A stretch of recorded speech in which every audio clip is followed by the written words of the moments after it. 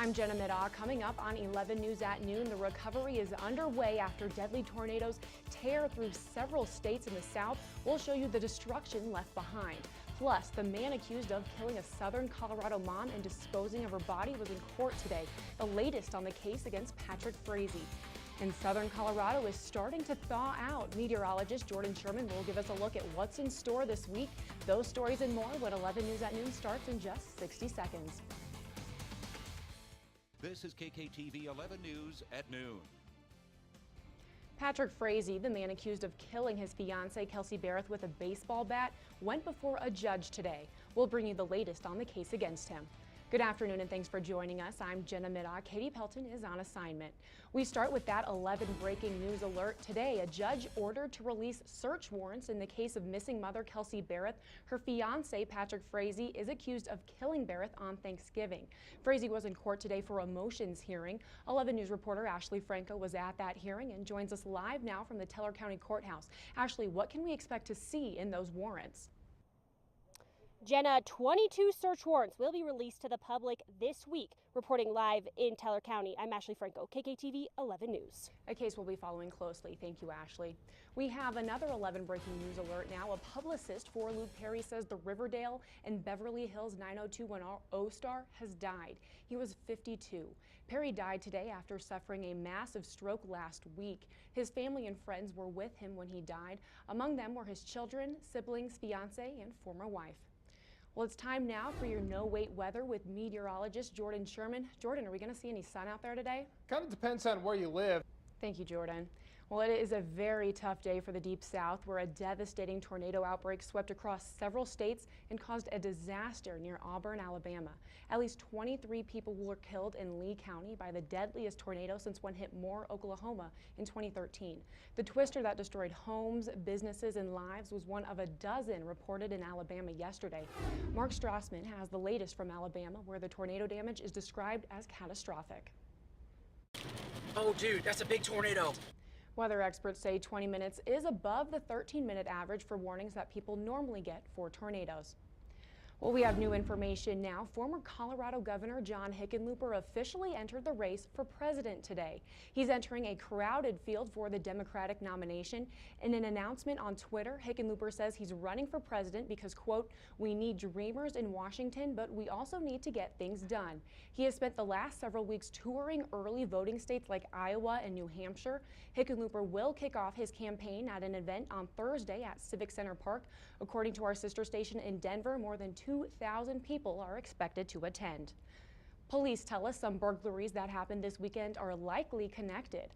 The first happened early Sunday morning at a Chinese restaurant near Palmer Park and Academy in the Springs.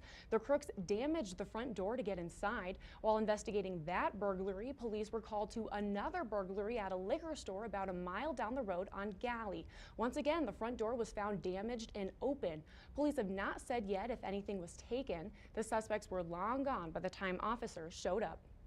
We have an update now about a robbery that ended with officers shooting and killing a suspect. A woman who police say is connected to the crime is now in custody.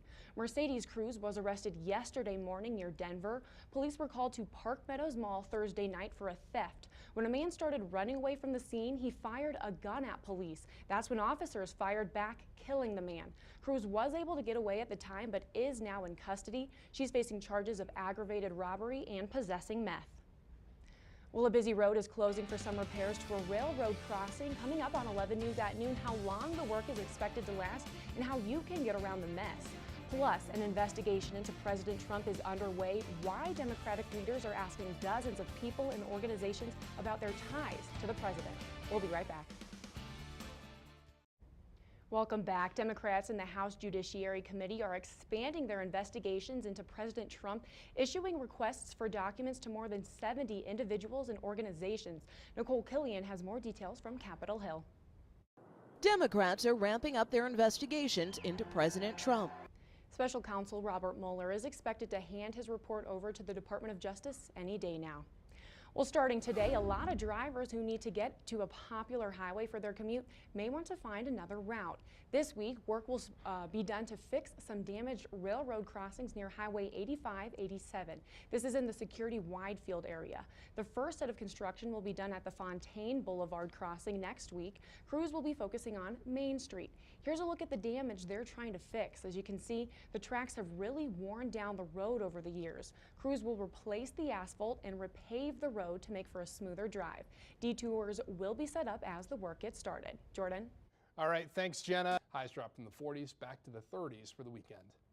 Can't wait for those warmer temperatures. It'll feel nice later this week. It's just been so cold, Jenna. We really earned it, I think, Wednesday, Thursday. Yeah, I can't wait for it. Thanks so much, Jordan. Right. Well, right now, investigators are expected to keep looking for a man who reportedly disappeared on his way to Breckenridge. Police are asking for your help to find Terrence Parks. He was last seen in Buena Vista about 2 hours west of Colorado Springs in Chaffee County. He's described as 6 feet tall, 175 pounds with brown hair and green eyes. Parks reportedly told his friends he was going to snowboard in Breckenridge late last month, but no one has heard from him in over a week. Investigators say he's driving a bronze Buick LeSabre with a Colorado license plate number that's there on your screen. We'll be right back. Welcome back. A warning now for drivers of electric vehicles. New research from AAA shows very hot and very cold temperatures could affect your car's performance. Chris Martinez explains. Michael Sperling has been driving his electric Nissan Leaf for 6 years. Newer electric cars now have a range of around 300 miles in normal weather.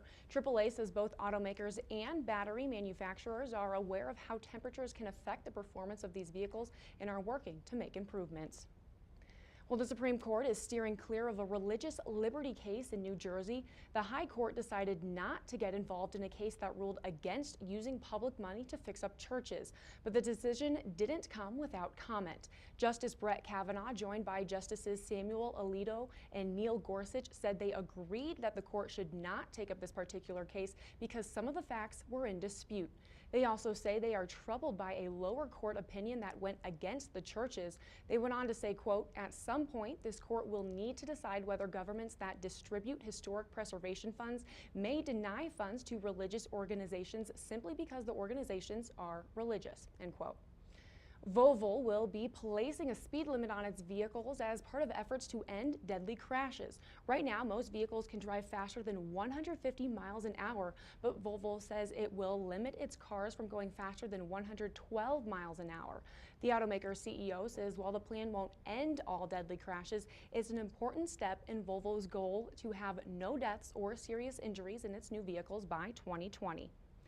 JetBlue has a deal for flyers, but you have to wipe out your Instagram posts and exchange them for company posts using its All You Can slogan.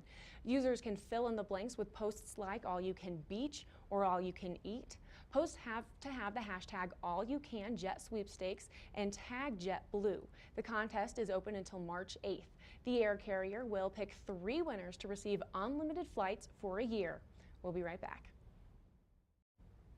Bankrupt Gymboree is breaking up and selling off its business to other retailers. The Children's Place is buying both the Gymboree and Crazy 8 brands for $76 million. The one-time rival will also take over the contract for the Gymboree Play and Music business. As for the Janie and Jack clothing line, Gap will pay $35 million for the high-end brand. IKEA is selling a DIY twist on an Easter classic. The home retailer, famous for do-it-yourself furniture assembly, is selling a build-your-own chocolate bunny. I think this is pretty cool. The 3-piece milk chocolate bunny comes in a flat package and can be assembled into a 3D treat. IKEA says no tools or instructions are required. So far, the chocolate is only sold in UK stores. There's no word yet on whether it will be crossing the pond, but I'm hoping it will soon.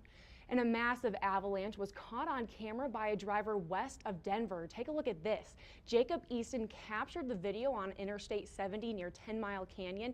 No one was hurt, thankfully, and no cars were trapped. A second avalanche was later reported farther south near Copper Mountain. Authorities shut down parts of I-70, but ultimately no one was trapped or hurt, and the interstate was later reopened. Can you imagine driving along I-70? We've all done it before. Yeah. And seeing something like that. That is incredible. Yeah, it looks like he's backing up in his car now. Yeah, no, I would do the same thing. I mean, geez. Don't even know what you would do. Yeah. That's terrifying. I can't even believe that. Wow. My goodness. Thankfully, it's something we're not going to have to deal with here in Colorado Springs. A little bit of wind to deal with to start the weekend, but by the end of the weekend, not too bad, low 50s. Yeah, can't wait for it. Sounds very pleasant. Looking Yeah, forward to after it. this past couple of days, we'll take it. Thanks so much, Jordan.